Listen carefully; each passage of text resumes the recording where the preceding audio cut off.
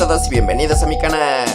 El día de hoy les traigo mi análisis del capítulo 1097 del manga de One Piece, más algunos de los temas más relevantes del episodio, que en esta ocasión fueron Kuma Monge, el inicio de la Armada Revolucionaria y Ginny Mami Songa.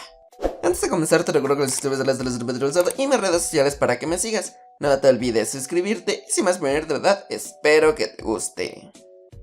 Comenzamos el capítulo en el reino de Sorbet, donde vemos a nuestro Kumachi liberar el dolor de las personas en su iglesia, tal y como lo hizo con Luffy en Thriller Bark, dándoles una especie de servicio médico gratuito a todos esos ancianos que habitan su comunidad los días domingo, cumpliendo su rol de pastor de la iglesia a la perfección y tal como su padre lo hubiera querido.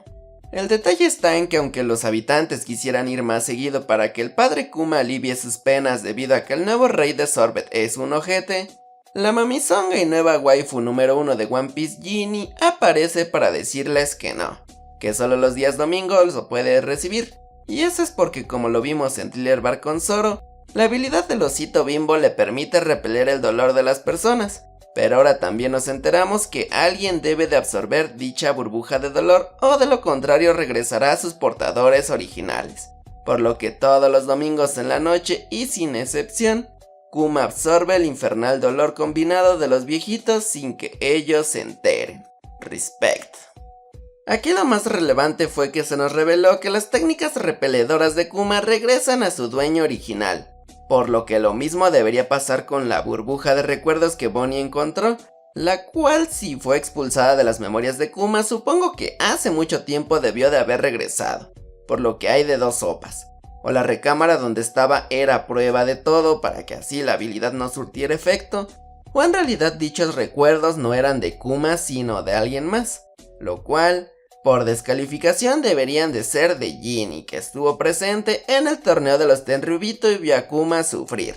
ya que como entre Kuma, Ivankov y Ginny, la única que no sabemos dónde carajos está pues es ella, por regla de 3 podríamos asumir que al morir o desaparecer sus recuerdos no pudieron regresar, o sea hace que Ginny pues ya valió. ¿Será?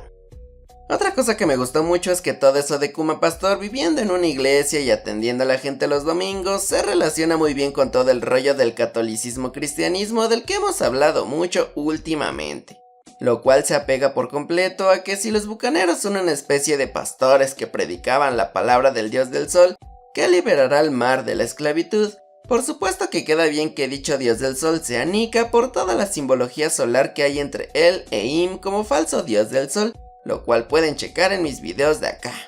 Además, eso de que el pastor o monje de una iglesia o convento se aflija dolor él mismo a modo de penitencia le queda al pedo, y más teniendo en cuenta su raza bucanera que le permite tener un cuerpo mucho más resistente y tolerante al dolor que la mayoría, lo cual ha propiciado teorías actualmente sobre cómo el loquito de Kuma anda acumulando toneladas de daño en su viaje por Mary Joyce hacia quién sabe dónde. Por lo que si llega a usar su habilidad de repeler el dolor, podría usar su propio dolor como un arma brutal contra cualquier persona, que es lo que se teoriza que podría usar contra Saturno para así liberar a Bonnie con su milagrosa mano de la liberación.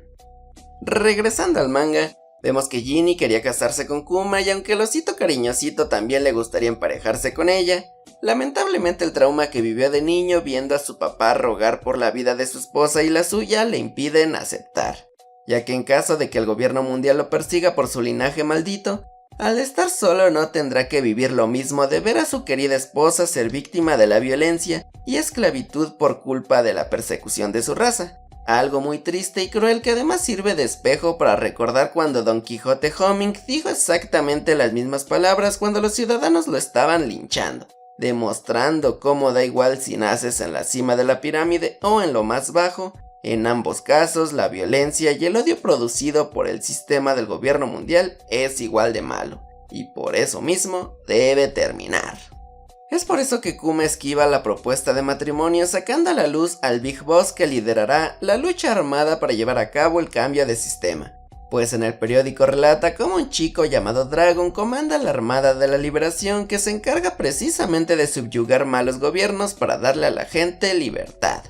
señalando que algún día saldrá al mar para acompañarlo en su lucha, cosa que sabemos que cumplió y por eso más tarde lo vemos defendiendo a la población marginada del sur de su isla que fue abandonada por el culero del rey, que en su decisión por deshacerse de la población vulnerable, que resulta una carga para su país, simplemente los abrió a la verga y declaró que ahora el sur del reino queda desafiliado, convirtiéndolo en tierra de nadie. Por lo que cosas tan atroces como todos los delitos que te puedas imaginar, incluidos la esclavitud, están permitidas ya que no hay nadie que lo prohíba. De modo que Kuma se enfrasca en una rebelión contra el reino para proteger a su gente del sur, y perdiendo por la disparidad numérica. Aunque gracias a Goda, la superestrella de la liberación, aparece para echarle una mano y rescatarlo a él y su gente, acompañado del rey de los Akamas y el Onichan mayor, Ivankov. A partir de la liberación del reino de Sorbet y de la mano de Dragon, Ivankov y Kuma, la armada revolucionaria se formaría aprovechando el boom de la ejecución de Roger y la tragedia de Ohara que vimos en el flashback de Vegapunk, que fue el punto de quiebre para que el papá de Luffy decidiera dar el gran salto en una lucha que primeramente inició como mercenarios con pocos recursos que se rentaban para liberar países en disputa, y poco a poco ir reclutando gente a la cual prepararían para convertirla tanto en efectivos militares como en mano de obra para generar cada vez más recursos hasta convertirse en la monstruosa organización que es a día de hoy, y que ya tiene un alcance global. Otro punto que me pareció interesante es que finalmente se confirmó que Dragon estuvo en la marina, algo que se había especulado casi desde que empecé a hacer videos en YouTube por allá del 2017 o 2018, y que como ya se ha dicho muchas veces tiene sentido tomando en cuenta la influencia de Garp, que es su papá. Solo que como bien lo dijo el rebelde, al final uno va a la marina buscando justicia y un mecanismo para que las personas del mundo puedan vivir mejor. Lo malo es que al estar bajo el mando del gobierno mundial que tiene el planeta en la mierda, pues uno se va dando cuenta que no es la justicia que querías, obligándolo a desertar y a crear su propio mecanismo para crear el mundo que siempre soñó. Y es que como bien lo dijo Ivankov, tanto la marina como los revolucionarios son organizaciones que curiosamente comparten el mismo fin de buscar el bien general para la gente, solo que como ya lo dijimos, todo radica en si lo hacen dentro del sistema tratando de arreglarlo como Kobe, o romperlo porque es una mierda como Dragon. Y por último, a modo de curiosidad, no sé si alguno de los tipos que vimos en este panel resultan ser Karasu, Lindbergh o algo de Belovetti, pero en caso de que así sea, tendríamos que las principales figuras que hoy comandan la Armada Revolucionaria lo estuvieron desde el inicio con excepción de Sabo. Es así que llegamos al final del capítulo hace 14 años, donde Ginny, la capitana del Ejército del Este que sigue enamorada de Kumachi, es raptada por una misteriosa persona, dejándonos a las puertas del evento que marcaría un antes y un después en la historia de Kuma como alguien que nunca jamás se le mencionó que colaboraría con el gobierno mundial. En cambio más tarde se volvería no solo su Chichibukai, sino también su conejillo de indias al que les regaló su propio cuerpo para convertirse en un arma humana bajo su poder. Definitivamente lo que veremos en el próximo capítulo lo cambiará todo, y esta vez no es solo un meme. De este final señalar que Ginny fue capitana del Ejército del Este antes de que Mami Belovetti lo hiciera, por lo que dicho ejército mantendría su temática femenil valiente en cuanto a sus dirigentes. Otro punto es que hasta la fecha no hemos visto nada que relacione a Kuma con Vegapunk, lo cual es raro ya que a estas alturas creí que ya se conocían, por lo que todo parece indicar que recién apenas será cuando lo hagan, aprovechando que el cabeza de Pog está con el gobierno mundial, y tal vez eso tenga que ver con el repentino cambio de Kuma.